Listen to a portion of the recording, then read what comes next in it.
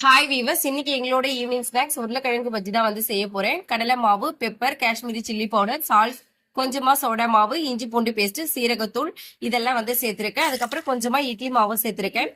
பச்சரிசி மாவு இருந்தா நீங்க அதை சேர்த்துங்க. நான் எப்பவுமே வந்து இட்லி மாவு தான் சேர்த்து விட்டுருவேன். இட்லி மாவு சேர்க்கும் போது அந்த பஜ்ஜி வந்து ரொம்ப சாஃப்டா இருக்கும். இந்த மிக்சிங் வந்து எல்லாத்துக்குமே வாழைக்காய் பஜ்ஜி, உருளைக்கிழங்கு பஜ்ஜி, முட்டை போண்டா எல்லாத்துக்குமே இதே மாதிரி மிக்சிங் பண்ணி செய்யுங்க. ரொம்ப சூப்பரா டேஸ்டியா வரும். உருளைக்கிழங்கு வந்து இந்த மாதிரி வந்து ஸ்லைஸா கட் பண்ணியாச்சு. ஒரு 10 நிமிஷம் போல மாவு வந்து ஊற வச்சிருக்கேன். நல்லா மிக்ஸ் பண்ணிட்டு அப்படியே வச்சிருங்க ஒரு 10 மினிட்ஸ்க்கு.